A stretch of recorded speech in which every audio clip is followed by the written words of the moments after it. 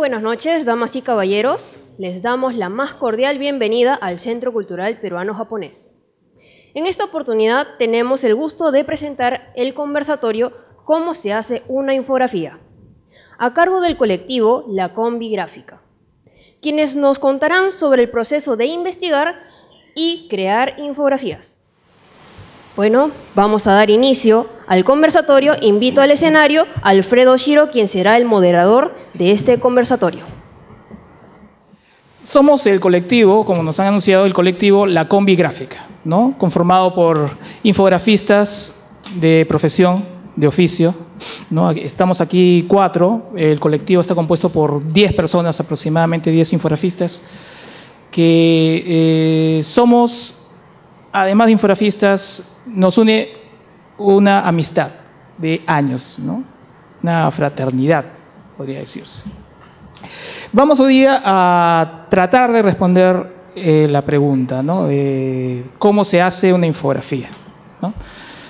No tenemos una respuesta, tenemos 3 respuestas, ¿ya? 4, no, 3, ustedes van a hablar.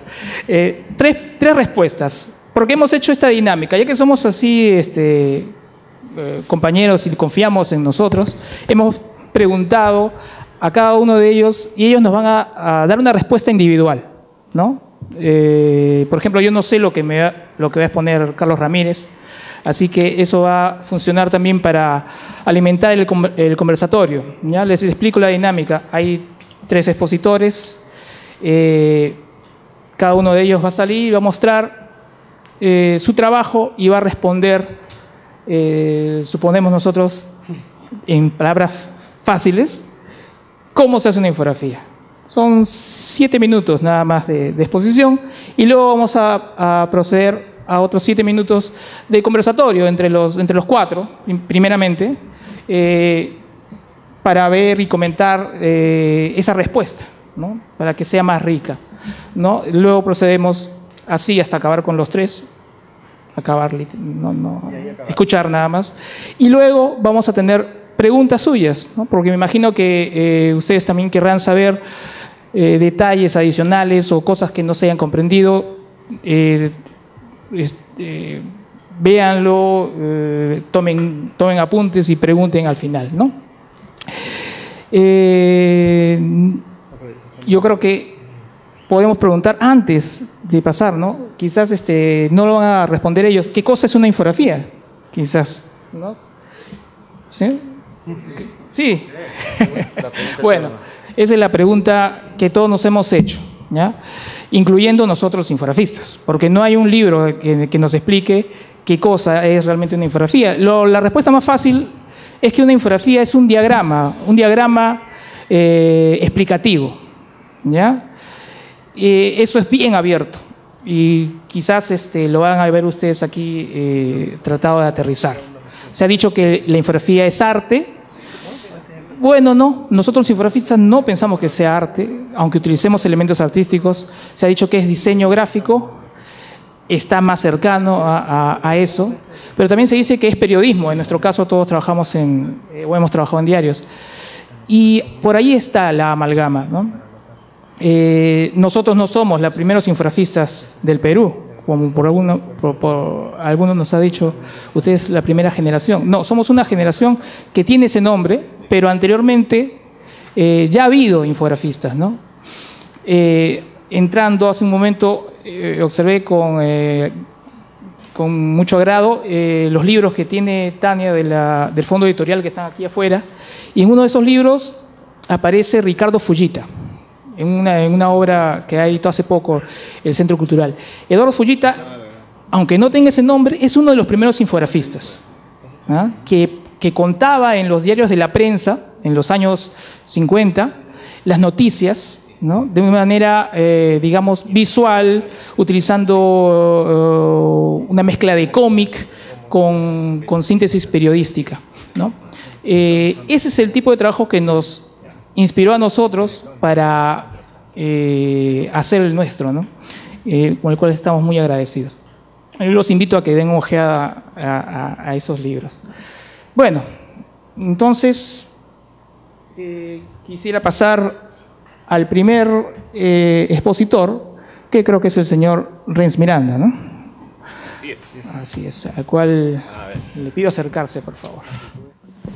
Muchas gracias por venir a escuchar esta charla que como colectivo estamos brindando 3 de los compañeros que forman parte y que, bueno, es parte también de la labor de divulgación que queremos hacer de la infografía.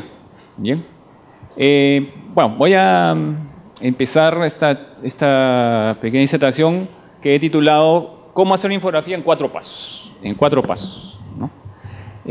Bueno, hay que decir que para ser un infografista profesional hay que tener 3 condiciones. La primera es ser proactivo, ¿no? Siempre hay que proponer cosas. La segunda es ser recursero, ¿no? Porque cuando uno trabaja en un medio, los tiempos vuelan.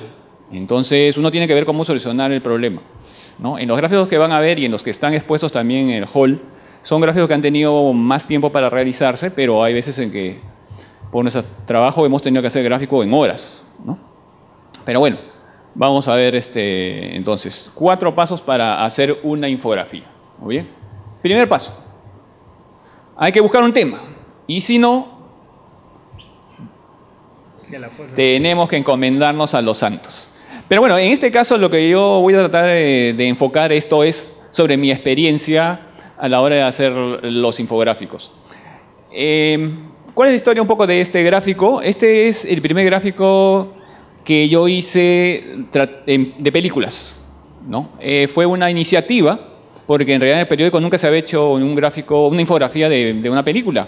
En realidad se habían cubierto un montón de temas, pero una película, ¿por qué? ¿Cómo alguien haría una infografía de una película? Bueno, entonces yo me acerqué al editor de luces de esa época, Alberto Servat, y le dije, se va a estrenar la edición especial de la Guerra de las Galaxias, ¿no? Entonces, ¿podemos hacer un gráfico de eso? Ah, ya, me miró y dijo, bueno, pucha, no creo que... ¿Por qué no probamos? Le digo, si al final no tiene buena aceptación, etcétera, o te parece que ves el producto y no te parece, ahí lo más lo dejamos, ¿no? Y bueno, al final lo trabajamos con un redactor, ¿no? Que básicamente escribió la parte de arriba, etcétera, y todo el resto fue más trabajado por el servidor, acá, ¿no? Una cronología en la parte de arriba, ¿no? Siempre tratando de crear una narrativa, porque lo importante en una infografía es que crear una narrativa. Eso es algo importante. Entonces, en el siguiente gráfico que van a ver, creo que se nota más claro, tenemos, ¿no? Como tuvo éxito esto de los gráficos de películas, pues nos comenzaron a ofrecer las páginas, de fin de semana sobre todo. Hey, hagamos esta página, quedó en blanco, ¿por qué no haces un gráfico de películas? Y siempre aprovechando la coyuntura de que, ¿no? A un aniversario, etcétera. En este caso, por ejemplo, eran, creo, los 45 años de Viaje a las Estrellas y de la serie original, y bueno, da para hacer una página entera. Y supongo que ustedes se acuerdan que el comercio en esa época era la tremenda sábana, ¿no? Que los días domingos uno se podía sentar con tranquilidad y leerlo. Este tipo de gráficos se acomodan especialmente para los fines de semana, ¿no? Entonces, nada, tuvo mucho éxito y acá quiero que se fijen un poco en esto, la ciencia de Star Trek. ¿Por qué? Porque más tarde voy a mostrar algunos trabajos que tienen que ver algo con la ciencia, pero también con las películas. Muy bien. En el siguiente gráfico que vemos, ¿no? Aquí está un poco más explicado eso de lo de la narrativa, ¿no? Es decir, tenemos que contar como una historia, siempre el símil que yo hago es como contar un cuento, ¿ok? Entonces siempre empezamos con, ¿no? El título y luego había una vez, algo así, bla, bla, bla, bla, y eso es todo lo de la parte de arriba. Todo lo de la parte de arriba es básicamente, ¿no? Eso, había una vez. Luego empezamos de lo general, por ejemplo, en este caso hablamos de la galaxia, ¿no? Y luego vamos pasando y viendo otras cosas como por ejemplo los personajes, y el foco principal, el tema principal es lo que queremos que al final el lector termine dedicándole más tiempo para leer, como en este caso fue cómo eran las peleas con sables láser, la Orden Jedi y todo ese tipo de cosas, ¿no? Entonces, si jerarquizamos un poco y hacemos esa narrativa y ese camino para el ojo, vamos creando al final ¿no? nuestra infografía. Bien, bueno, no todos los gráficos fueron gráficos de página entera. Algunas veces fueron gráficos mucho más pequeños, pero siempre tratando de cumplir un requisito de la infografía también básica, ¿no? La infografía no debe repetir lo que dice el texto. Entonces, cuando la infografía más bien complementa el texto mostrando otro aspecto de lo mismo, o sea, en este caso estábamos hablando de la película Prometheus, por ejemplo, el redactor se encargó de cubrir toda esta parte de la producción de la película, los actores que intervenían, etcétera, etcétera, ¿no? Hablar de repente un poco de la producción y los problemas que hubo, mientras que la infografía lo que trató de hacer era responder la gran pregunta que había en ese instante, ¿no? Cómo esta precuela, Prometheus, terminaba encadenada con la primera película, la original de Alien, del año 82, si no me equivoco, y nada. Entonces, este gráfico más la nota formaban un producto redondo. El gráfico no repetía lo del texto, eso es lo importante. Entonces, si seguimos con la siguiente. Entonces, al final, ese tipo de cosas, no, los gráficos de película terminaron evolucionando cuando me di cuenta de que había un nicho. O sea, el primer nicho que yo vi era que no se habían hecho gráficos de películas. El siguiente nicho que después de años encontré fue que se podían utilizar las películas para hablar de otros temas. ¿Ok? O sea, las películas eran un pretexto para tratar algo más. Como en este caso, por ejemplo. Este que fue un gráfico del 2014, tuvo como pretexto el estreno de la película Jurassic World, que era el relanzamiento de la franquicia de los dinosaurios que había empezado con Parque Jurásico, ¿no? Fue un pretexto para ir e investigar, ir al Museo de Historia Natural, conversar con paleontólogos y ver sobre el Parque Jurásico peruano. Pero la cuestión era utilizar el gancho de que se estrenaba Jurassic World, ¿no? Muy bien, entonces esa cuestión de buscar los nichos y crear la narrativa sería el primer punto para hacer una infografía. Entonces ahora podemos pasar a ver el segundo punto. Muy bien, una vez que tenemos nuestro nicho y la cosa que queremos contar y hemos creado una narrativa interesante, necesitamos vestir ese gráfico, porque no podemos poner cualquier cosa. El gráfico tiene que tener una seriedad y un peso y una credibilidad que se lo da la investigación, ¿no? Entonces, en el ejemplo que viene, por ejemplo, otra vez acá, el aniversario de la Mujer Maravilla, fue una cosa que dije, bueno, es un gráfico simple, sencillo, me lo pidieron rápido, nada. Entonces, la investigación acá estuvo más que todo en que, ¿no? Hay que contar un poco la historia, hay que contar un poco la transición entre el cómic y las versiones fílmicas, televisivas, y entonces ¿no? Hay que hacer mucha investigación. O sea, el infografista tiene que investigar más incluso que el redactor.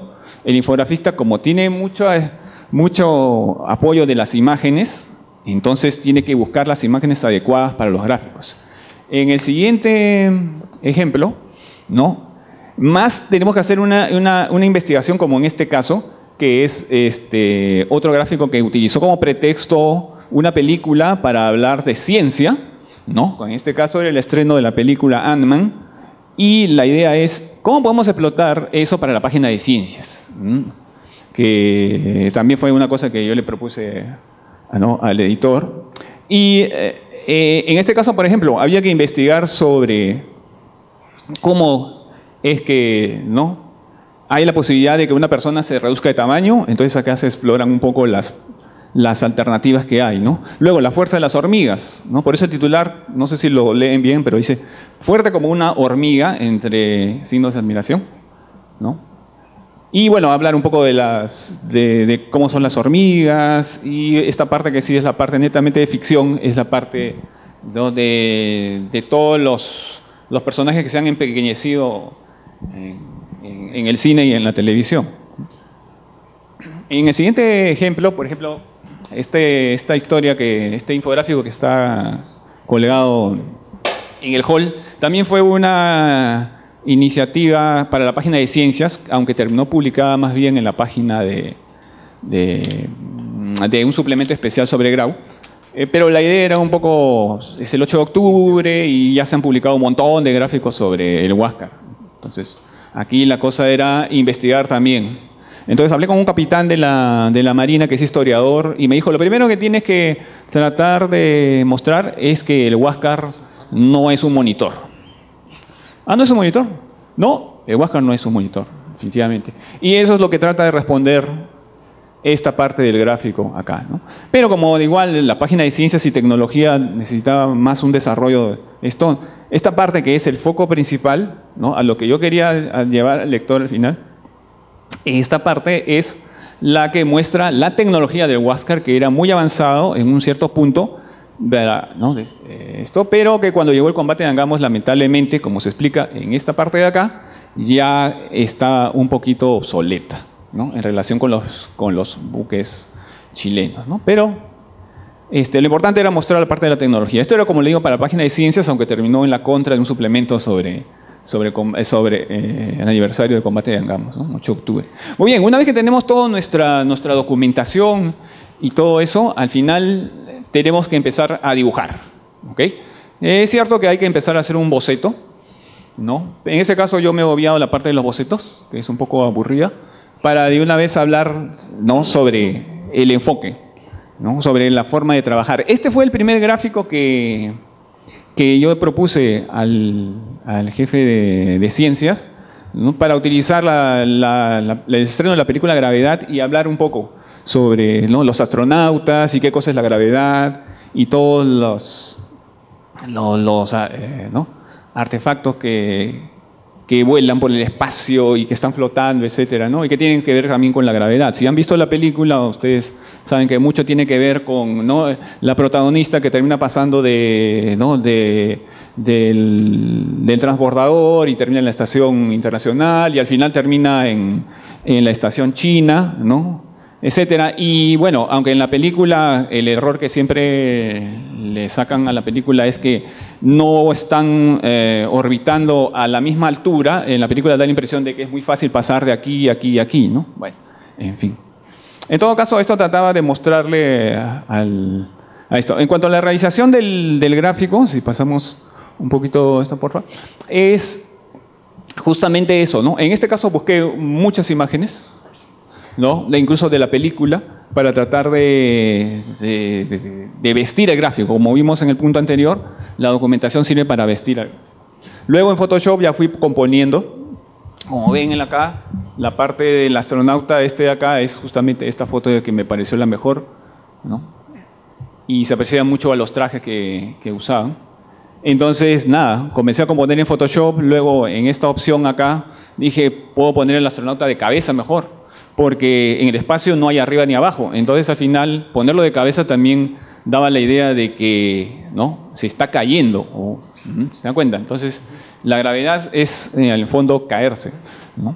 Bueno, y luego cuando tienes ya una composición bastante elaborada, lo que haces es pasar a Illustrator y poner los textos. Con eso ya el gráfico está acabado, ¿no?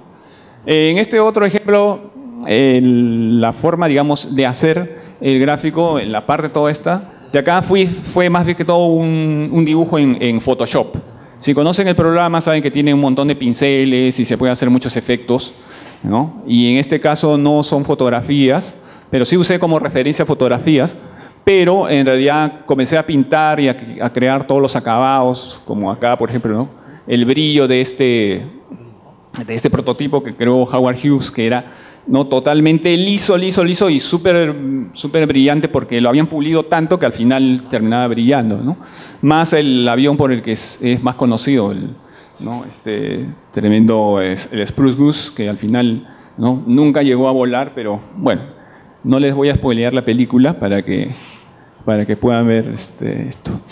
Bueno, y nada, el otro acercamiento es, ¿qué pasa cuando no tienes tiempo para hacer una fotocomposición, ¿no? Y estar mucho tiempo con el Photoshop, o no tienes tiempo para dibujar? Entonces ahí es donde viene lo que hice para en la otra película.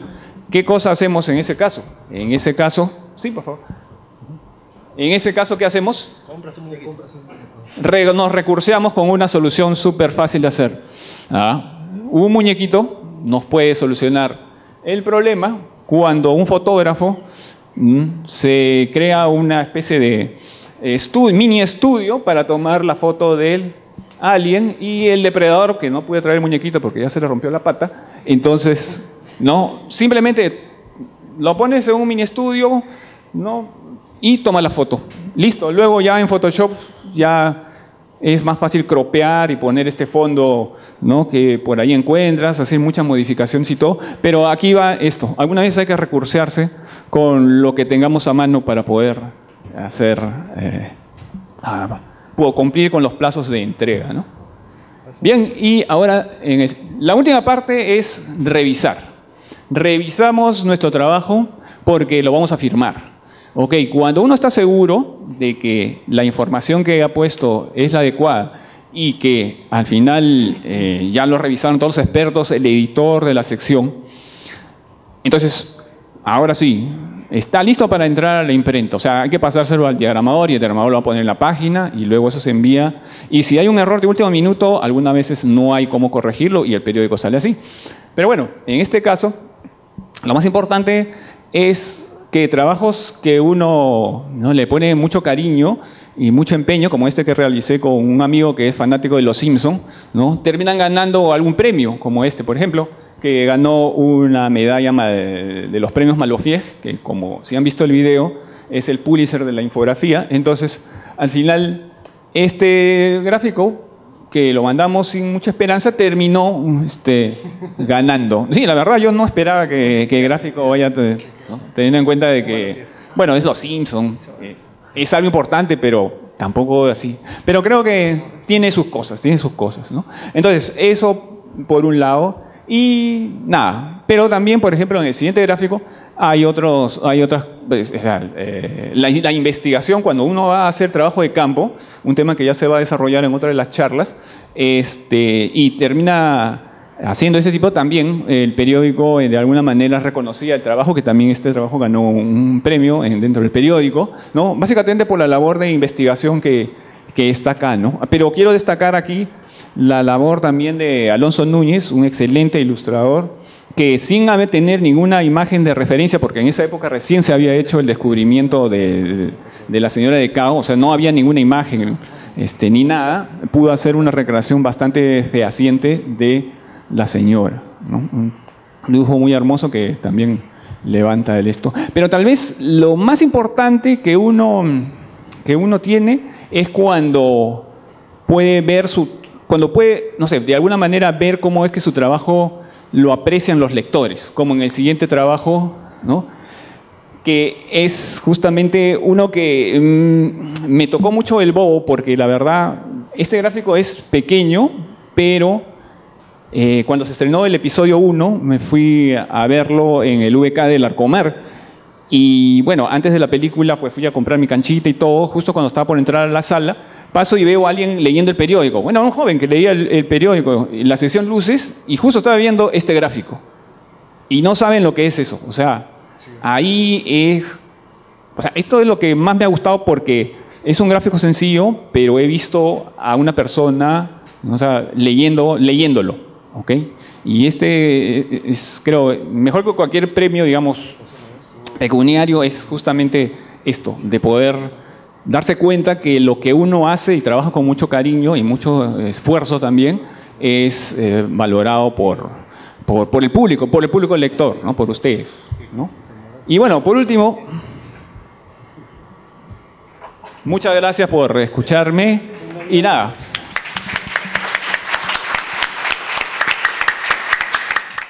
Yo creo que el señor Renz Miranda, nos ha hecho un poquito de trampa en un momento, ¿eh? Porque yo le escuché decir, y acá, previo a esto, se hace el boceto, ¿no? Y pasamos al siguiente. Yo creo que ahí la gente se quedó como que... Yo quisiera hablar un poco de los bocetos, y yo supongo que también lo va a hablar el señor Renz, solamente que no tiene algunas imágenes. Los infografistas así somos descuidados también. Empezamos a trabajar, estamos apurados, hacemos los bocetos, y luego pasamos a la siguiente etapa, como han visto ustedes, del acabado. Ahí nos engolosinamos haciendo los acabados, 3D, Photoshop y lo que sea, y nos olvidamos de guardar nuestros bocetos, ¿no? Y los bocetos son muy importantes, ¿no? Son una de las partes más importantes del trabajo, ¿no? No sé si, Carlos, tú estás en esa onda. Bueno, el tema del boceto lo voy a comentar ahora en un rato en la exposición, pero sí, bueno. si bien lo ha salteado Renz, no significa que no sea importante. Es justamente lo que dice Alfredo, que muchos de los bocetos terminamos desechándolos. ¿Por qué? Porque es el paso previo a justamente la parte más bonita y más atractiva, que es en la cual ponemos todos los detalles, todo el contraste, toda la ejecución y el producto final queda como ustedes lo ven en la exposición. Entonces, sin embargo, esos bocetos son la parte medular, son el primer paso para llegar a todos esos productos que ustedes ven. Lo voy a comentar un poco más ahora en la exposición, pero sí. Yo quería preguntar un ratito a Rems, ¿en qué momento te llegas a dar cuenta de que los gráficos de películas, de espectáculos, digámoslo en general, llegan a tener una relación con otros temas? O sea, ¿qué te llevó a eso? Claro, lo que pasa, a decir verdad, el problema es que los gráficos de películas puras y duras que se publicaban en Luces terminaron aburriendo, ¿no? Por un lado, ¿no? A mí particularmente ya decía, tengo que conseguir algo más. Y ese algo más fue cuando justamente leí este libro, La física de los superhéroes, ¿no? Este libro, en verdad es un libro muy interesante porque trata de explicar, ¿no? Con leyes de la física, cómo es de que vuela Superman o cómo es que, incluso cómo es que Ant-Man podría reducirse de tamaño, o explicar la velocidad de Flash, etcétera, etcétera, ¿no? El problema de estos libros cuando lo leí es que todavía siguen siendo pura letra, ¿no? O sea, hay algunas imágenes, pero lamentablemente no. Entonces dije, acá hay otro nicho para buscar. Entonces ahí me di cuenta de que ya que me aburrían los gráficos de películas, es hora de pasar al siguiente nivel, ¿no? El gráfico de utilizar las películas como una excusa para, ¿no? Claro, mostrar los temas de ciencia y los temas de tecnología también. Claro. Hola, ya creo que también imagino que, bueno, podría pasarme a mí involuntariamente querer borrar esa etapa que sí, que es verdad que es la parte más bonita la parte del boceto, sin embargo es una de las partes más dolorosas, ¿no? Porque en verdad conseguimos un montón de data, un montón de información que ahí le damos vuelta en el boceto, ¿no? Y hay mucha dificultad en redondearlo. Y entonces puedes tener 5, 6, 7 bocetos y nunca acabarlo, ¿no? Y hasta que al final lo que tú ves, lo que estamos viendo ahora, ya esos gráficos finales, digamos que si cuando lo ve una tercera persona, muchas veces no se da cuenta el detrás de eso, ¿no? Y muchas veces es un dolor de cabeza. No, a veces es un poco complicado mutilar información que para ti es importante. O sea, para ti como creador del gráfico, digamos, te parece muy importante, muy interesante, pero tienes que pensar en el público. ¿Al público realmente le interesa o no? ¿Puedo mutilar esta parte, sacrificar esta parte para añadir esto que sí es coyuntural, que sí es importante, que sí me va a dar mayor cabida el diario, la revista, el medio donde yo voy a publicar? Entonces hay que tomar, como dice Sanginés, un poco doloroso porque hay que mutilar algunas partes para poder llegar a un producto que sea atractivo para un público mayor. ¿Okay? Hay una estructura, ¿no? en el momento de crear el gráfico. Muchas veces lo han simplificado en la forma de un triángulo. En la parte de arriba, que es la más grande o la que tiene más volumen, es todo el dato que tienes, toda la información que tienes. Porque uno, para conseguir la información, va a estas fuentes, ¿no? A internet, va a las primeras personas, a las personas que estuvieron allí directamente, te contaron, a otros testigos, libros. Entonces buscas información de todos lados. Y al ser así, entonces tienes demasiada información. Entonces, ¿cómo hacer que esto lo transforme en 3 columnas o en 4 o por último, en el mejor de los casos, en toda una página? Entonces, sí, entonces es terrible. Entonces, tienes que ir desmenuzando, ¿no? Y bajando hasta que llegues a la parte mínima del triángulo. Eso es lo que muestra aquí. Pero de aquí, el inicio fue demasiado aterrador. Yo quería preguntarle a Renz, cuando Sanginés está justo hablando, habló hace un rato de ese tema de que cuando no encuentras imágenes, ¿no? Y tú también lo hablas en el libro. ¿Cómo haces cuando no encuentras esa imagen, ¿no? Por ejemplo, mencionaste lo de la Dame Cao, ¿no? Que Alonso Núñez en realidad fue el creador de esa imagen, pero no es que se la haya inventado, en absoluto, ¿no? No habían referencias visuales, digamos, en libros, en videos, y el artista que está trabajando con los infografistas tiene que buscar cómo recrearlas, ¿no? ¿Hay alguna explicación que quieras darnos al público? Bueno, en este caso específico yo creo que lo que se puede hacer es sí buscar cosas que sean parecidas, porque hay que decirlo también claro, ¿no? Muchas veces no se consigue exactamente la información 100% fidedigna, ¿no? Entonces, o algunas veces, vamos a decirlo así, ¿no? Entonces lo que se debe buscar es algo que sea muy referencial, pero que esté muy cercano a lo que queremos mostrar. Pero en el caso de Alonso, por ejemplo, lo bueno es que yo le proporcioné muchas de las fotografías de esto. Y luego Alonso lo que hizo en realidad es todo ese tocado que tiene la señora, ¿no? Por ejemplo, es una cosa que Alonso no la inventó, sino que así es el tocado, sí. Como eso, ¿no? Solamente la pose, digamos, y por ejemplo el ángulo que está como visto de abajo para arriba, para mostrar la cuestión del poder, ¿no? Destacar el poder. Según recuerdo, también digamos, el fenotipo del personaje, o sea, está basado en personajes, en descendientes de los mochicas, ¿no? En el norte, ¿no es cierto? Claro, exactamente, sí, de todas maneras, ¿no? Pero de todas maneras, en este gráfico, a diferencia de la imagen que uno puede encontrar en la escultura que uno puede encontrar en el Museo de la Nación cuando fue la exposición de la Dama de Cao, lo bueno del ángulo de abajo es que hace ver a la figura más alta, porque la Dama de Cao no era una persona alta, pero cuando tú ves la imagen de ahí da la impresión de que fuera más alta de lo que en realidad es. Es porque estás viéndolo de abajo para arriba, ¿no? Y con eso estamos tratando. Bueno, es el truco de los fotógrafos, ¿no? Cuando quieren. Y de los ilustradores. Claro, claro. Vamos a pasar al siguiente infografista, Carlos Ramírez, ¿no? Que nos va a responder su versión de la respuesta. ¿Spam? Su versión de la respuesta. Sí, su versión de cómo se hace una infografía.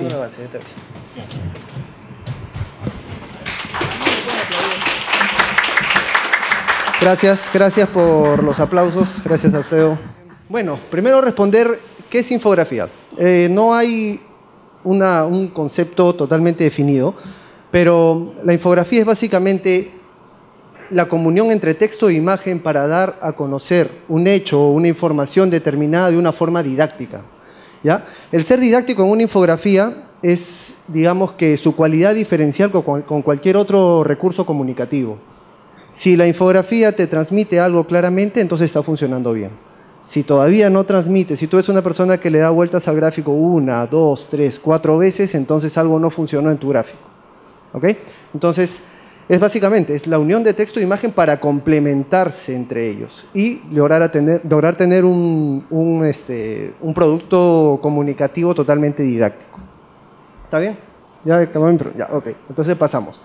Yo les voy a comentar no varios gráficos, sino un gráfico en especial que está en la exposición, la nueva casa del señor de Zipán, que hace referencia al Museo Tumbas Reales. No sé si alguno haya tenido la oportunidad de verlo, la verdad que yo hice el gráfico y hasta ahorita no puedo ir, ya por diversos motivos, pero la forma en la cual se elaboró me permitió saber, estoy seguro que si yo voy, estoy totalmente seguro de qué cosas son las que voy a encontrar. Es para mí bastante gratificante este gráfico, ¿por qué? Porque obtuvo también un premio de los Malofies que comentaba hace un rato Rems, dentro de un portafolio del diario en el cual trabajábamos. Fue uno de los primeros gráficos en los cuales yo salí de comisión fuera de Lima, y también es un gráfico que me permitió de alguna manera demostrar lo que yo veo en una infografía y que lo comento a mis alumnos también, ¿no? La respuesta al cómo serán las cosas, o cómo fueron, o cómo sucedieron. A ver, lo primero es cómo se hizo esta infografía, para abordar realmente cómo se hacen las infografías. Lo primero entonces es definir el por qué tratamos un tema. Cuando trabajas en un medio tienes una agenda del medio o tienes una agenda personal en la cual tú desarrollas tus proyectos de películas, tus proyectos arqueológicos, tus proyectos de investigación en particular, y tienes que darte tiempo para eso. Pero también tienes los hechos coyunturales. Oye, ¿sabes qué? Van a inaugurar un nuevo museo. Tenemos que hacer algo. Sí, definitivamente tenemos que hacer algo. Hay que ver qué hacemos. Ya, ok, salen de viaje, fotógrafo, redactor, infografista, y trabajemos algo. Entonces hubo que ir de viaje, hubo que recurrir primero a ver qué era lo que le interesaba a la gente de ese museo. Tratar de lograr de que la información que íbamos a contar sea común para todos, sea atractivo, común para todos. Si no íbamos a contar algo diferente, algo que realmente les llame la atención, entonces estábamos salteándonos un paso importante de la noticia como tal. Le estoy hablando ahorita netamente de gráficos dentro de prensa. Siguiente, Rems. Como les decía, responder al cómo. No hay ningún... En una noticia, perdón, normalmente respondemos al qué, quién, cómo, cuándo y dónde. Pero yo considero que la infografía principalmente responde al cómo. La foto no te va a responder cómo fue, cómo ocurrió. No te va a mostrar cómo será, salvo que tengas una maqueta de algún proyecto, digamos, ¿no? O no te va a mostrar cómo ocurrió. Entonces, ese tipo de cosas tenemos que reconstruirlas a través de la infografía. ¿Y cómo reconstruimos a través de la infografía? Mediante la investigación. Si no investigamos, no llegamos a nada. Lo que ustedes ven afuera es producto de un arduo trabajo de cada uno de nosotros. Trabajo profesional, sesudo, procesamiento de información bastante amplio, pero esta investigación que hace nos despierta el interés en el tema. A Renz le encantan los gráficos de películas, como ya lo vieron, ¿no? Pero si a él le toca un gráfico como este, la misma investigación lo mete en el tema. Si yo tengo que hacer un gráfico económico que no son de mi total agrado, metes a investigar y te va a despertar el interés y vas a comenzar a meterte y vas a encontrar una forma atractiva de mostrarlo. Porque obviamente si ya lo entendiste, lo vas a mostrar. Esta parte de la investigación es la que saca el infografista de su escritorio y lo pasa a llevar un viaje, lo lleva a una comisión, a ver un asesinato, a ver un incendio, a entrevistar a una arqueóloga, a venir al peruano japonés a buscar alguna información en particular, en fin, cualquier tipo de datos. ¿Ratito? ¿Retrocede, Rems? Entonces, ¿más? ¿Y cuáles son las herramientas que nosotros solemos tener? Algo en que grabar, un teléfono, una libreta de apuntes y sobre todo la observación. Antes de llevar todo esto para nosotros era pues irte con un morral, con una cámara fotográfica, con una libreta de apuntes, con una grabadora. Ahora todo lo tienes en el teléfono y con eso cubres tranquilamente, ¿no? Pero lo principal es esto, la observación. Si nosotros no observamos lo que vamos a contar, o por lo menos no entendemos mediante imágenes, planos o la descripción verbal de una persona especializada, no vamos a llegar a poder contarlo gráficamente, ¿ok? De esto, anécdotas respecto a observación, tengo una en particular que la comento rapidito. Una vez tuve que ir a hacer un gráfico sobre dónde iban a juzgar a Vladimiro Montesinos. Y la fuente era un policía.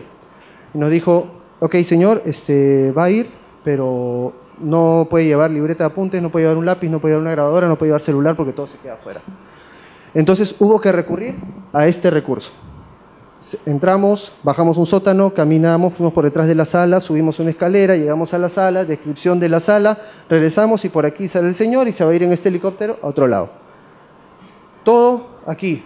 Y lo que hago yo lo hace cualquiera de los otros profesionales que pertenecen al colectivo, porque es parte de nuestro día a día. Ok, no tengo una wincha, bueno, midamos pues, a ver, 1, 2, 3, 4 pasos. Luego eso lo transporto a un espacio cercano a mí y lo mido.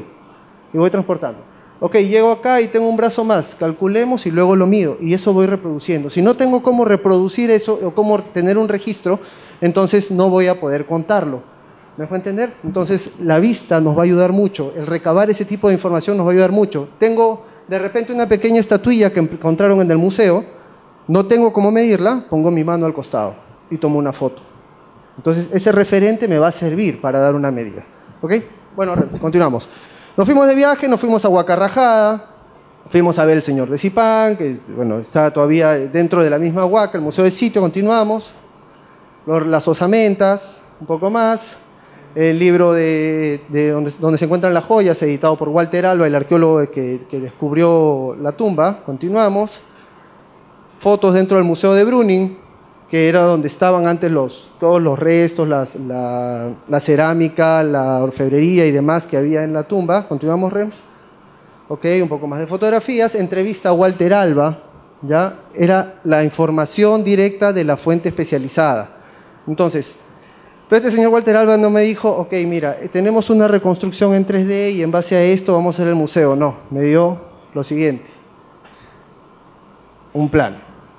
¿Ya? Un plano con escrituras donde decía, ok, mira, acá hay una representación de Ayapaec, acá hay dioses, por acá tenemos Bueno, ya no llego a leer qué dice. A ver el siguiente, Rems, porque todos eran igualitos. Metalurgia, pesca, etapas de la vida. Y el siguiente, igualito. O sea, traducir esto a un gráfico realmente era un reto. Para mí, sobre todo que recién empezaba, y para cualquiera de nosotros. Entonces, ¿qué había que hacer? No solamente transmitir lo que había en los planos, sino transmitir todo eso subjetivo que quería compartir el museo, que era entrar por el tercer nivel y llegar al primero. ¿Por qué?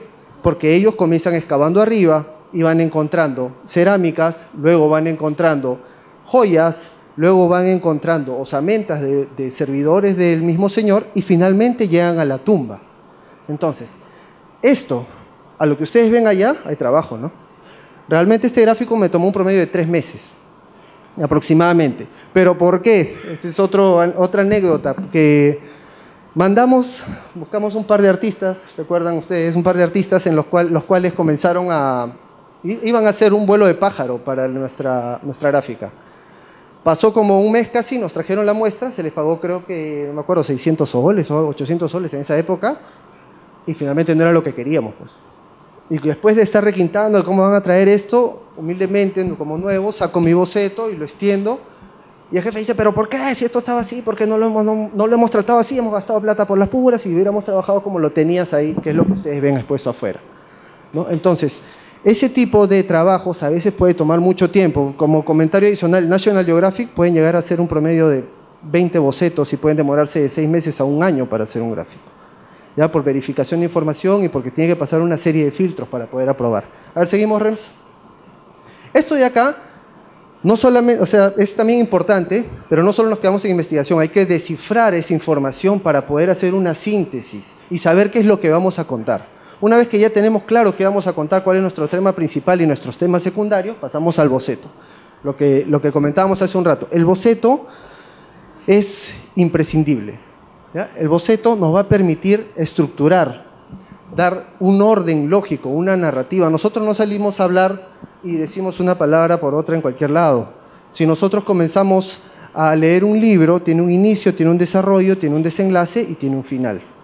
Entonces, eso mismo lo aplicamos nosotros en infografía. Escogemos un tema principal y lo comenzamos a desarrollar.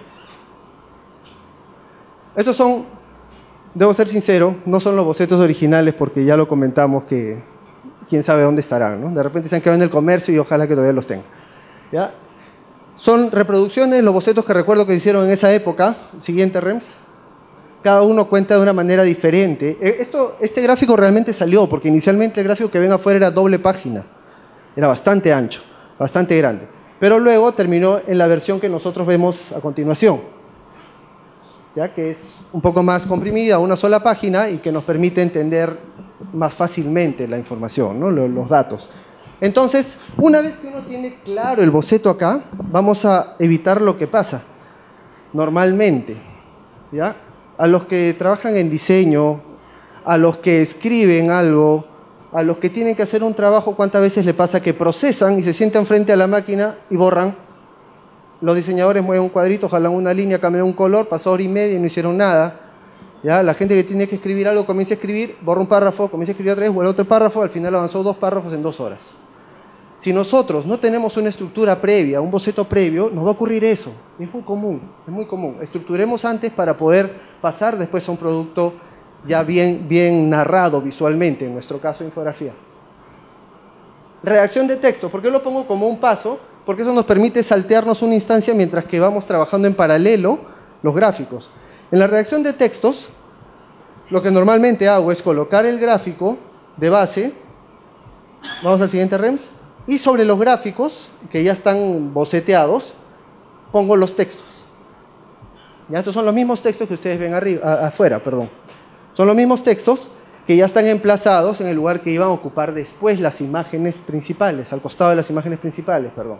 Entonces, una vez que ya está todo esto, yo le puedo dar a un editor. Si estoy en un diario, si estoy en un editorial o algo por el estilo, se lo puedo dar. Ok, ve revisando. Revísalo y dime, ¿está bien? ¿Corregimos? ¿Lo vas entendiendo o no lo vas entendiendo? Si no, ¿qué pasa? Se lo puedo dar a mi hijo de 7 años. ¿Lo entiendes, hijo? Se lo doy a una persona mayor. Revísalo, míralo. ¿Lo entiendes? ¿No lo entiendes? Porque tenemos que ir testeando lo que vamos a hacer. Una vez que se entiende claramente, seguimos. Nosotros, como ya le dije, colocamos esto para tener un feedback antes de que terminemos. ¿Ok? Vamos al siguiente, Rems. Las imágenes finales y la edición. Les comento acá un poco y mostrando algunos detalles y algunos avances. Dale, Rems. Aquí ya entra el tema netamente de diseño, el tema artístico. No vayamos primero al tema artístico y después al tema del diseño. Como le digo a los alumnos, a ver, vamos a pensar todos en una infografía de Fórmula 1. ¿Ya? ¿Cuántos pensaron en un auto de carreras rojo? Casi el 50%. ¿Cuántos pensaron en un auto de carreras blanco? Otro tanto. Pero resulta que lo que vamos a contar es algo totalmente diferente a eso. Entonces la gráfica que nosotros podemos haber preconcebido, ¿qué es lo que va a pasar? Nos va a orientar a hacer las cosas por ese camino, en lugar de abrir la mente, enterarnos bien de todo para recién procesar la imagen final. Eso es lo que ocurrió en este gráfico. Hubo que ir a Lambayeque, hubo que conversar con Walter Alba, entender los jeroglíficos sobre el mapa, comerse un ceviche, luego regresar, procesar toda esa información y tratar de llegar al boceto que vieron hace un rato. Vamos, Renzo, al siguiente. Estos son algunos detalles que ya son producto de la elaboración final. No podemos empezar por esto, porque cuando acabes de repente no funciona y tienes que retroceder. ¿Ok? Es por eso que hemos visto todo lo previo. Siguiente, Rems. Hay varios detallitos acá. Ilustración vectorial, ilustración a mano, pintura tipo acuarela, retoque fotográfico. Algo más, ahí está, un poquito más de detalle. Y finalmente llegamos a este producto. ¿Ok? O sea, todo lo que demanda llegar hasta acá no es sencillo. ¿Ya? No es sencillo. Gracias. Me sorprende gratamente, obviamente, escuchar todo lo que dice Carlos, ¿no? Me convenzo que estuvo bien que lo hablara él, ¿no? Que lo hablara él. Ya, hay una parte que me gusta bastante, es cuando pones, ¿no? Los textos sobre el boceto, ¿no? ¿Ya? Yo también he conversado con mucha gente que me pregunta, ¿no? Me imagino que también entre el público hay muchos que están pensando en la infografía y quieren que acá el sujeto les diga, pues, yo cojo el dibujo, le doy un giro, ¿no? Utilizo las sombras, ¿no? Habrán algunos que piensen eso, ¿no? Y yo más bien, ¿no? Les digo que el secreto de la infografía, en realidad, es esta de acá, esta parte de acá. Esto de aquí ya en sí es una infografía, porque yo la puedo leer. Ya la puedo leer y no solamente la parte visual, sino la parte gráfica, ¿no? Está ahí explicado. En realidad son muy pocas, muy contadas las infografías que valen 100%, ¿no? Por la imagen, ¿no? A menos que sea, digamos, la reproducción de un, no sé, de un huaco exótico, ¿no? Donde la información realmente está en el huaco, ¿no? Generalmente las infografías son diagramas y lo que importa realmente es la interacción del texto con la imagen, como se ve ahí. O sea, cuando yo llego a esta etapa, aunque los trazos sean muy rudimentarios, yo ya estoy contento, yo ya estoy relajado, porque sé que el gráfico ya está listo. Lo único que falta es terminar los acabados. Y los acabados, o sea, qué tan bueno se vea, qué tan realista se vea, va a depender solamente de mi plazo de entrega, ¿no? Si el plazo de entrega es dentro de, digamos, estamos en esa etapa, dentro de 1 hora, no hay ningún problema, ¿no? Alguna vez nos ha pasado, ¿no? Que hemos hecho, una vez nos tocó cubrir un atentado, uno de los últimos atentados en el Polo, ¿no es cierto? Un coche bomba, y fue a las 11 de la noche. Entonces hemos ido, algunos de los que estamos acá, hemos ido. Poniendo en contexto de que el diario cierra a las 12, 12 y media. Claro. O sea, había 1 hora y media para ¿no? eso. Y fuimos, hicimos bocetos, llegamos y la calidad de los dibujos era esa calidad que está ahí, nada más. Quedaba media hora para cerrar. No seas modesto, un poquito más, Alfredo. Un poquito más de detalle. Pero era más o menos así, ¿no? Pusimos los textos encima, ¿no? Los corroboramos, cruzamos información, todo lo demás, todo lo que se debe hacer en prensa, y salió publicado tal cual, con el boceto debajo, ¿no? ¿Por qué? Porque era simplemente la representación de, digamos, el polo, ¿no? No necesitamos más detalles, solamente un croquis, ¿no? Y fue uno de los trabajos que yo creo que estuvimos más contentos de realizar, ¿no? Sí, cierto. No sé qué opinará por ahí el resto, ¿no? A ver, tú. Ya lo dijiste todo. Bueno, Pasamos a San Ginés. No, ¿sí? ¿Ya pasa? no mentira. No, comentar algo nada más. En un diario, como decía Rems y como decía Alfredo hace un rato, dependemos mucho del tiempo. Es un trabajo bajo presión, ¿no? Tienes de repente tu proyecto personal que lo presentas para el día lunes o el día domingo, pero el día jueves ocurre un atentado. El día jueves se muere Fernando Belaúnde Terry, como nos ha pasado, ¿no? Y a pesar de que tengas ya adelantos, tienes que acomodarte a la situación. Y no solo en esos casos que, digamos, demandan unos gráficos de gran envergadura, sino que hay temas policiales que ya no se hacen mucho en realidad, pero recuerdo mucho el asesinato, homicidio, suicidio, no sé, ¿te acuerdas en la FAB, en la base aérea? Claro, un capitán, ¿no? Un capitán, y teníamos que representar eso. Había que representar eso y había que entender primero la información. ¿Por qué? Porque teníamos que la bala había entrado por la cuarta intercostal y había salido por la octava.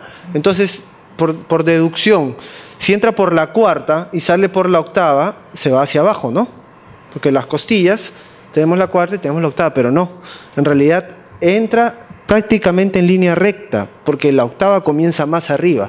Yo no tenía cómo saber eso, al igual que muchos de ustedes de repente ahorita. Pero si tú revisas información y realmente sopesas lo que tienes como dato único, entonces comienzas a darte cuenta de que lo que estás mostrando o lo que pensabas en mostrar era erróneo.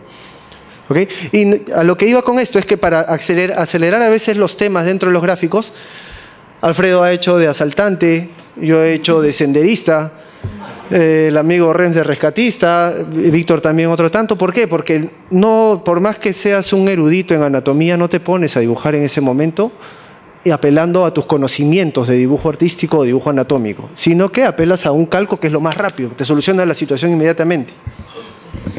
En estos tiempos correcto lo que dices, en estos tiempos de cibernética donde está ocupando gran parte de nuestras vidas constantemente, muchas veces recurrimos a la internet si queremos ver las imágenes o geográficamente dónde fue o cuánto mide el edificio que tenemos que tomar como referencia, qué sé yo. Casi todo lo miramos por internet. Lo que yo quería preguntarte es qué tan importante es, una vez teniendo el tema, qué tan importante es ir al lugar, personalmente claro, y tomar tú mismo las fotos, pasearte por el lugar y estar en medio del evento, a de pronto, así mismo como yo puedo acceder a tomar mis propias fotos, buscar fotos en internet, que las hay, que podría encontrarlas. ¿Qué tan, o a lo mejor llamar a una persona allá y decirle, oye, ¿cuánto mide tal lugar? ¿Cuánto es de altura? ¿Qué sé yo? ¿Qué tan importante es eso? Claro, en algunos casos puedes recurrir a eso cuando tienes corresponsales o tienes personas que estén en el lugar y porque no tienes tiempo realmente, ¿no? No todo el mundo puede ir, no puedo irme a Lambayeque a hacer eso si es que lo tengo que presentar en 2 días. No, es imposible. Pero si hay el tiempo, lo que te da el visitar el lugar y conversar con las fuentes acreditadas es totalmente distinto a lo que tú puedas leer. ¿Ya? Lo que lees te puede dar una idea preliminar, pero el hecho de recurrir a la fuente, de recurrir al lugar, si es que es un recinto o similar, lo que vas a contar es totalmente diferente. Oye, ¿sabes qué? Se está incendiando una fábrica de pinturas, hecho real, en el cual casi se va también un amigo que está por ahí, Raúl Rodríguez, también miembro del colectivo. Estábamos cubriendo un incendio. Y lo que tú llegas a apreciar es totalmente distinto. ¿Por qué? Porque tienes la foto que te va a mostrar el tema del drama de los bomberos, el drama de los familiares de las víctimas, ¿no? Las unidades y demás. Pero el estar en el lugar te permite ver qué es aquello que tienes que contar al día siguiente de una manera diferente para facilitar el entendimiento. ¿Ya? Puede ser el traje de los bomberos, la escasez de agua. ¿Por qué? Porque las redes troncales de agua de repente no llegan adecuadamente a toda esa zona. ¿Por qué? Porque de repente hubo un bombero que resulta accidentado y ya todo el mundo sacará al día siguiente la foto, pero nadie cuenta de que fue por efecto de las mangueras que resisten una presión de tal que es similar a que al momento que se rompe es similar al impacto que puede tener un vehículo contra una persona a 30 kilómetros de velocidad por hora. No sé, o sea, una serie de cosas que nosotros podemos ir viendo pensando gráficamente. Entonces, el hecho de estar ahí enriquece mucho y además te da un factor subjetivo. Por ejemplo, este gráfico, ¿por qué es negro? Porque este museo es oscuro. ¿Cuál era la idea de que sea oscuro? Que las piezas parezcan flotantes. Entonces, si el museo iba a ser oscuro, no podía hacerlo blanco. Entonces, probablemente, dentro de una construcción en 3D, lo pude haber hecho sin problemas, pero luego de conversar y entender cuál era la mística que tenía Walter Alba respecto a su museo, hubo que añadirle ese factor subjetivo que enriquece mucho el producto que ya tenemos como información objetiva, ¿no? Nada es objetivo totalmente. Ya, que pase Sanji, que si no... Sí, Sanji, te queda... Sí, acá, señor Renzi. Una cosita bien corta nada más. Recalcar lo importante que ha dicho de que como infografistas tenemos una gran responsabilidad de entender la información que nos proporcionan nuestras fuentes, ¿no? Así entrevistemos o vayamos al lugar o sacamos la información de un libro, etcétera. Lo importante es que nosotros, ¿no?, entendamos esta información para ponerlo de una manera clara al lector, ¿no? Eso creo que me parece algo importante. Gracias, Alfredo. Voy a tratar de no pasarme los 15 minutos. Ok, hace casi 10 años, Alfredo me contrata en el diario, y antes de esto yo era completamente ilustrador y, bueno, como algunos me llamaban siempre artista. Entonces cuando me contrata me dice, ya mira, ¿sabes qué? Nosotros necesitamos un infografista. Y entonces yo pensaba que me iban a contratar como ilustrador. Y me dice, ¿has hecho infografía alguna vez? Y yo recuerdo que hice en la universidad, en la Facultad de Arte de la Universidad Católica, yo había llevado un curso de diseño editorial, y dentro de ese cursito alguna vez hicimos una infografía, y para mí fue suficiente para decir que sí. Lo siento, recién se entera. Entonces, justo el día yo recuerdo el primer día de trabajo, que fue el día de mi cumpleaños. Y justo ese día, claro, no podía decir, mira, ¿sabes qué? Mañana no puedo ir porque es mi cumpleaños, tenía que venir. Y así que vine, y ellos me habían pactado una reunión con el director del Neoplásicas. Tenía que ser mi primera infografía sobre la sangre. Y entonces allá ya habían arreglado una cita, y yo ya estaban esperando, no a Víctor Sanguinet, esperaban al diario El Comercio, ¿no? Esperaban a un periodista para hacer la entrevista. Entonces yo estaba aterrado porque dije, ¿ahora qué voy a hacer? Una infografía. Y entonces toda la noche comencé a buscar información en internet sobre la sangre, sobre el señorete y sobre lo que hacen Neoplásicas.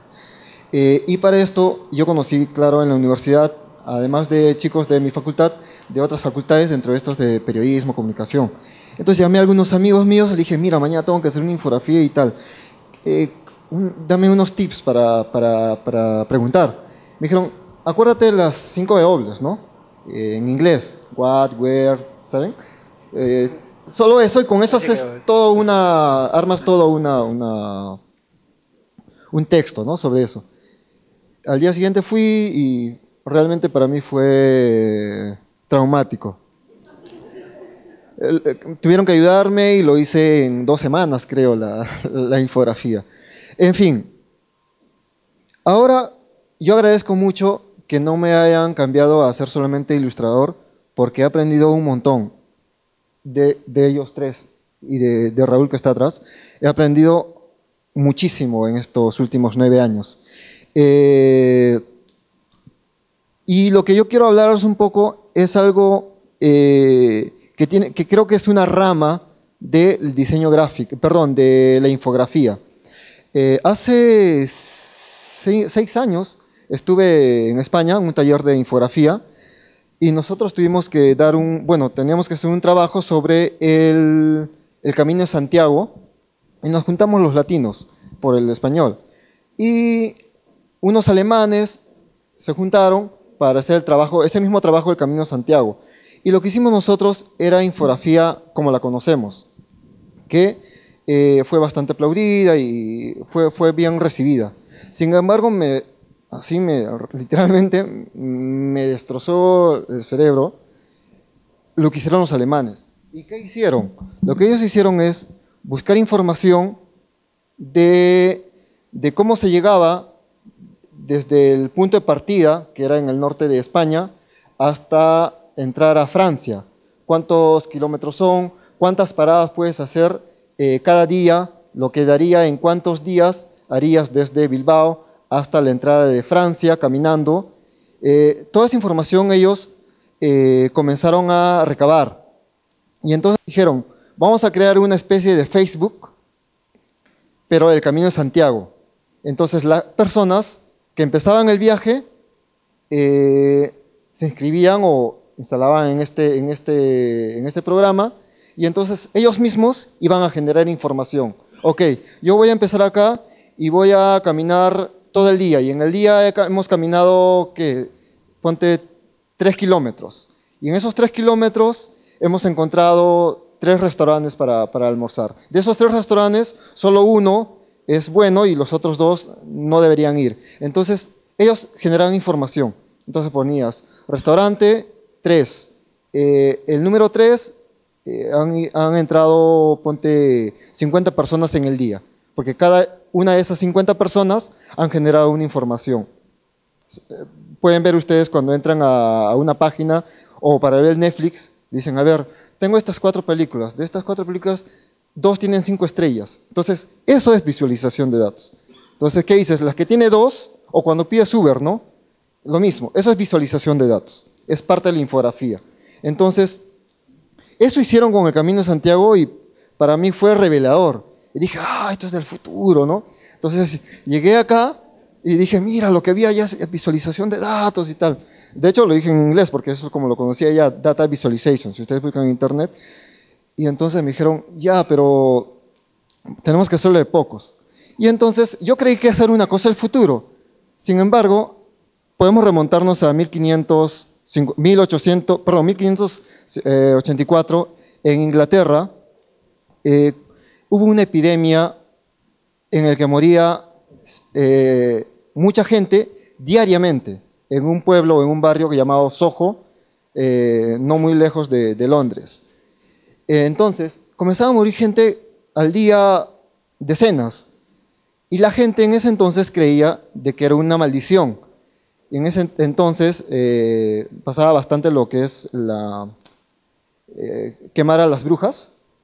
Entonces creyeron que era por eso una maldición y comenzaron a quemar a las brujas, comenzaron a hacer una serie de cosas. Y este señor, que era un científico, un médico, él decía, pero no es posible que sean las brujas, tienen que ver algo más.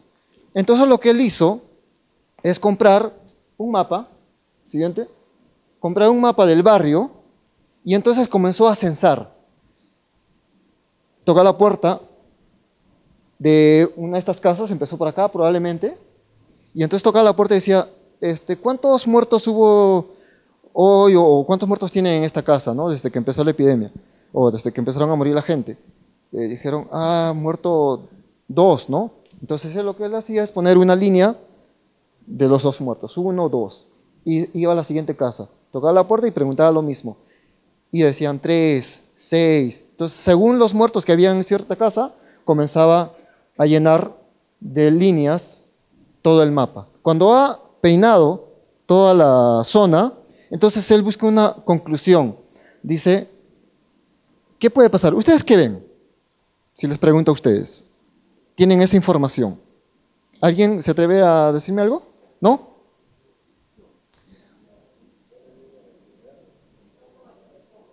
Sí, hay una zona en la que genera donde puedes ver más rayas, que son más muertos. Entonces, eso te puede generar una pregunta, ¿por qué? Y es lo que le pasó a él. Dice, a ver, siento que acá hay más muertos que el resto del mapa. Y entonces dice, a ver, ¿qué puede haber pasado? ¿No? Él comienza a preguntarse y se da cuenta que existen unos pozos, ¿no dicen pump? Y hay unos pozos donde la gente bebe el agua, ¿no? Para agua doméstica, bebida doméstica. Y entonces él dice, ok, voy a ver qué pasa acá. Y resulta de que en ese pozo estaba contaminado por un pañal de bebé, por las heces. Y esas heces hacía de que la gente muriera con esta epidemia llamada el cólera. Entonces, matar a las brujas no iba a hacer que disminuyera la cantidad de muertos. era esto la razón. Y entonces esto es una visualización de datos que para mí en ese momento, cuando yo vi por primera vez esto, pensé que era el futuro. En realidad, mira, esto es de 1584. Entonces, esto es la visualización de datos que empezó probablemente alguien hizo otra cosa antes, pero lo que tenemos conocimiento es este señor, se llama John Snow. No el del invierno está cerca. Siguiente. Y entonces esto es lo que hacen ahora en los periódicos, por ejemplo, este es en el New York Times, hicieron sobre la cantidad de la circulación de taxis en cierta hora. Entonces tú puedes decir, mira, con esos puntos, ¿dónde puede haber más congestión de taxis? Entonces está cerca al Central Park, ¿no? Y hay otras zonas en que son mucho más accesibles. Entonces, eso lo puedes hacer con la visualización de datos. Siguiente. Por ejemplo, aquí. Es un trabajo alemán y de una revista.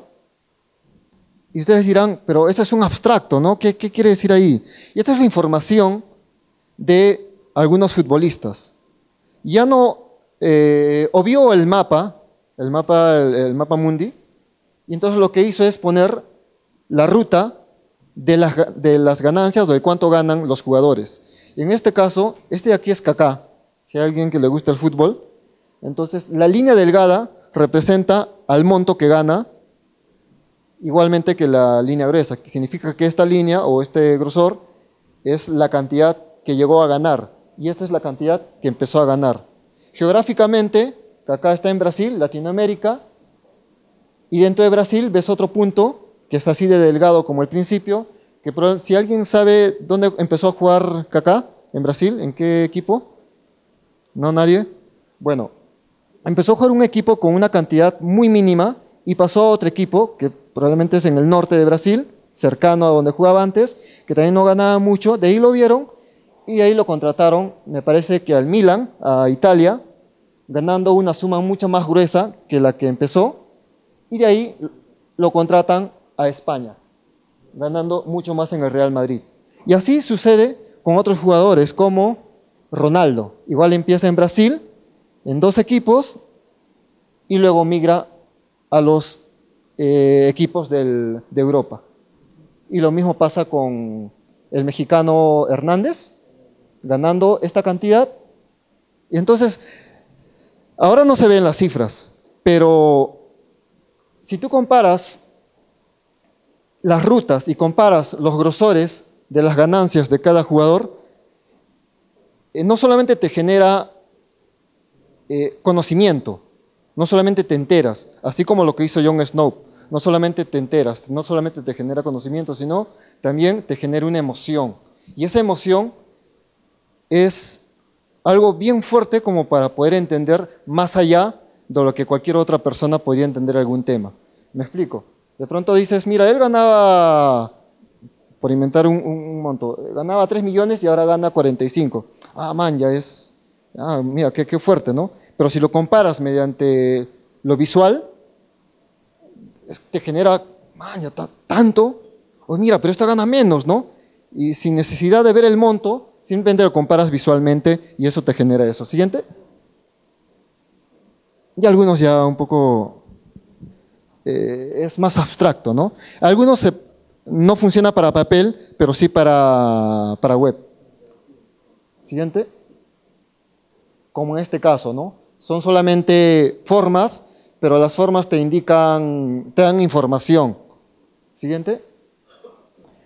Y esto, bueno, es mucho más aterrizado, ¿no? Que son ingresos y gastos desde el Estado, ¿no? Y entonces trabajan cifras y las cifras se traducen en grosor de la línea. Y también hay una ruta desde arriba hacia abajo y con esas 2 imágenes, antes de conocer los datos o las cifras, te está generando algo, ¿no? Te dice, mira, cuánto sale y cuánto finalmente llega, ¿no? Y ahí poco a poco lo vas entendiendo, pero antes ya te generó una emoción. Siguiente. Igual aquí, ¿no? Pudieron haber sido barras. Estos trabajos no son trabajos míos, son trabajos que estoy mostrando, claro, de otra gente. aquí te habla del gasto que tiene que ver con el pan. Pudieron ser barras, pero el hecho de trabajarlos con la imagen del pan, antes de conocer eso, te genera una emoción. Y aprender con emoción difícilmente se te va, ¿no? Siguiente. Este es otro trabajo de las Olimpiadas del New York Times y hace una captura por frames de las fotos, de un video, ¿no? Captura los frames y luego los trabaja en Photoshop uno por uno. Y allí también tienes una información como visualización de datos. Siguiente. Este es un trabajo bien comentado, o muy comentado, que lo hicieron los del Boston Globe. Esto lo hicieron cuando murieron estos niños en el colegio, no recuerdo dónde fue, pero alguien entró con este arma. Entonces, ¿qué quiso demostrar el periódico? Primero, mostrar el tamaño real del arma. Este es un tamaño casi como el tamaño del comercio estándar. Entonces, si tú ponías el comercio aquí entre tu brazo y ver la imagen de esa arma, te podrías dar cuenta lo enorme que es. Entonces, te está generando algo. Y esto de acá es el tamaño real de cómo es, si disparas con esta arma, entra la bala y te hace el hueco en el cuerpo, el ingreso, la bala, ¿no? Y esta parte está en la contraportada del periódico y tiene toda esta mancha. ¿Y qué es esta mancha? Es cómo ingresó y cómo pudo haber salido, cómo puede ser la herida del estallido de la bala al salir de la otra parte del cuerpo. Y es en tamaño real. ¿Te das cuenta de lo que está pasando ahora? Más allá de contártelo, al ver el tamaño real y todo esto, te genera eso, ¿no? Oh, ¿no? Y puede suceder algo más que conocimiento. Siguiente. Esto es el interior del periódico. Otro. Siguiendo estos ejemplos, yo intento hacer, o intentamos hacer en el staff, este tipo de cosas porque funcionan bien, ¿no? Entonces, esto es una infografía sobre las Olimpiadas y acá pusimos el tamaño real de los pies se llama Phelps. Entonces, si tú comprabas el periódico El Papel, podías ver el tamaño del pie del hombre. Siguiente. Lo mismo pasaba con Bolt. No es suficiente con decir, mira, ¿sabes qué? Mide tanto y calza tanto. No, tendrías que verlo en tamaño real. Tú probablemente puedes poner tu pie allí y llorar. Básicamente es eso, ¿no? La visualización. Siguiente. Esto es lo de la niña, la chica de atletismo, la atleta, Simón. Igual, ¿no? Tú podías poner tus manos y tus pies y podías medir más o menos el tamaño de sus extremidades. Siguiente. Y esto es en escala menor. También trabajamos con eso de la emoción y el conocimiento, ¿no? La visualización. Es una parte de la infografía que hacemos en la página 2 y acá habla de petróleo. Entonces pudieron haber sido unos círculos, sin embargo, el haberlos hecho como un gran tubo y las gotas, entonces ya te está mostrando algo más de las cantidades. Siguiente. Lo mismo, ¿no? Esto habla sobre la educación, sobre la lectura, las matemáticas y lenguaje. Entonces, aquí, estos son trabajos míos que figura como unos libros, ¿no? Siguiente. Igual esto, los nombres extraños, ¿no? Se ha registrado que en Perú se llaman, que la gente a final de año les pone nombres raros a sus hijos, ¿no? Y algunos le ponen, por ejemplo, hay 31 Herodes. Hay 50 Judas, nunca se junten con un Judas. Y hay 1.200.000 Marías, ¿no? Siguiente. ¿Sí? Y así, siguiente, vamos. Quisiera que vean ¿no? Este es un gráfico que también habla un poco sobre la visualización, ¿no? Sobre las palabras del 28 de julio. Es sobre cuánto habló el presidente Ollanta cuando ingresó el 2011 y así sucesivamente hasta que salió el 2015. Entonces, si tú juntas todo lo que él habló textualmente, te vas a dar cuenta que el 2012 habló mucho más. Y luego te vas a dar cuenta otra cosa, de que si divides por temas, te vas a dar cuenta que probablemente habló bastante de seguridad y poco de salud. Y así te vas a dar cuenta en los otros años. Ahora, también puedes compararlo con cuánto habló Alan García terminando su etapa de gobierno y también comparando el último año de Toledo en su etapa de gobierno. Entonces, estos son los 3 últimos años de gobierno de cada uno. Entonces, te das cuenta que Alan habló más. Y luego hay unas palabras que te dice cuáles son las palabras más usadas en cada una de sus intervenciones. Y ponte la palabra millones, Alan habló mucho más. Y probablemente corrupción y esas cosas. Creo que ya me pasé los 15 minutos. Ok, entonces, gracias. Les agradecemos mucho, ¿no? La Asociación Peruano-Japonesa les agradece también su presencia y nosotros obviamente gustosos de haberlos recibido y conversar con ustedes. Muchas gracias. Cualquier consulta que puedan tener referente a nosotros, cualquiera del colectivo, de sus trabajos o demás, lo pueden escribirnos a la Combi Gráfica en Facebook. En Facebook, es estamos ahí en fanpage, estamos ahí, así que ahí vamos a estar dispuestos a compartir ideas con ustedes. Okay. Muchas gracias.